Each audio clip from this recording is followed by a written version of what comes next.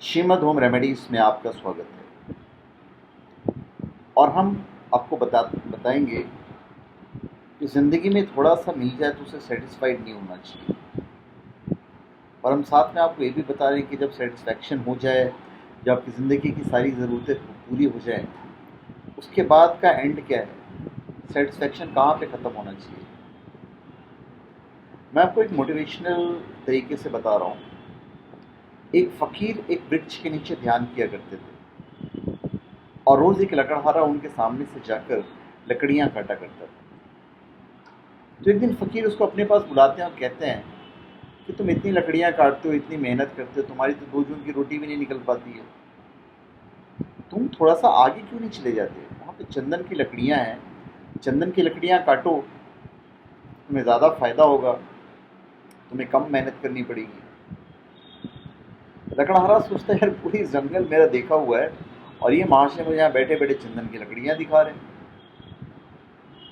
फिर मन ही मन सोचता है यार बात माननी चाहिए, और आगे जाता है और वहाँ पे वाकई की चंदन की लकड़ियाँ थी। चंदन की लकड़ियों को काटता है और बेचता है बाजार में। वाकई उसका 6-7 दिन का खर्च निकल जाता है। वापस आता है और इनके पाँव पे गिर जाता है, बोलता है मैंने आप पे अविश्वास किया, इसके लिए मैं क्षमा चाहता हूँ।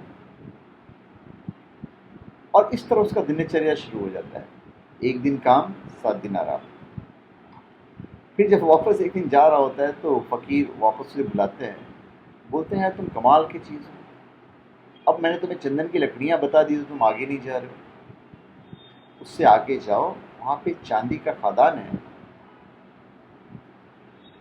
अभी अविश्वास करने का तो सवाल ही नहीं पैदा होता था। तो लकड़हारा वहाँ पे जाता है और देखता वाकई में चांदी का खदान है, और वो चांदी के खदान के पास जाता है, चांदी निकालता है, चांदी को बाजार में बेचता है। अब यह है कि महीने भर की फुर्सत। अब वापस एक दिन फ़कीर उसे बुलाते हैं, कहते हैं यार तुम कमाल के इंसान हो, तुम 1 दिन काम करते हो, बाकी 30 दिन काम नहीं करते हो। उसके आगे भी बहुत कुछ है, उसके आगे खदान है। अब वो बोलता है गुरुदेव, मैं ये क्यों नहीं सोच पाता हूँ, आप ही क्यों सोच लेते हो। और वो उससे आगे देखता है, आगे जाता है तो ये सोने का खदान मिलता है, और वो सोने को बेच बेच कर अपना जीवन यापन करने लगता है। उसकी ज़िंदगी अच्छी कटने लगती है। और फिर उसे बुलाते हैं फ़कीर और बोलते हैं यार तुम उससे आगे क्यों नहीं जाते। अब बोलता है मैं भी कैसा अभागा हूँ, काश पहले पता चल जाता। फ़कीर कहते हैं कोई फिक्र मत करो, जब पता चला तभी समझो जल्दी है, जब जागा तभी सवेरा। बोलता उससे आगे हीरे का खदान है।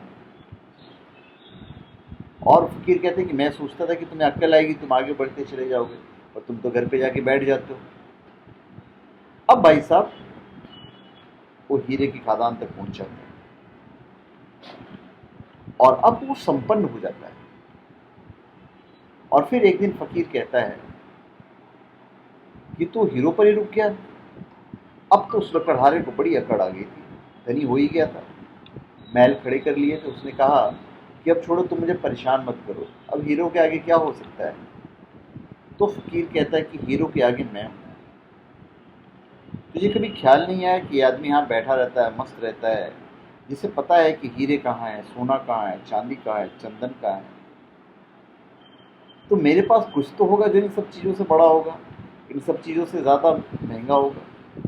और वो आदमी रोने लगता है, फ़कीर के चरणों में सर पटक देता है, कहता है कि मैं कैसा मूड हूँ, मैंने तो कभी सोचा ही नहीं, ये सवाल मेरे दिमाग में कभी आया ही नहीं कि तुम्हारे पास हीरो से बड़ा कोई धन है। फ़कीर कहता है उसी धन का नाम ध्यान है।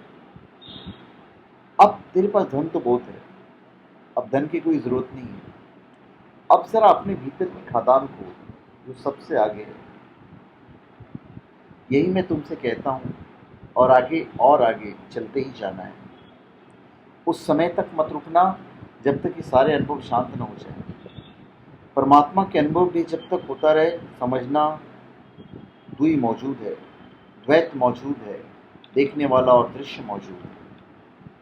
जब वो अनुभव भी चला जाता है तब निर्विकल्प की समाधि है, तब सिर्फ दृश्य नहीं बचा, न दृष्टा बचा, कोई भी नहीं बचा। एक सन्नाटा है, एक शून्य है, और उस शून्य में जलता हुआ बोध का दिया है। बस बोध मात्र, चिन्ह मात्र, वही परम है, वही परम दशा है, वही समाधि है। धन्यवाद। आप हमारे चैनल पे सब्सक्राइब करें और अपने कमेंट दीजिए। धन्यवाद।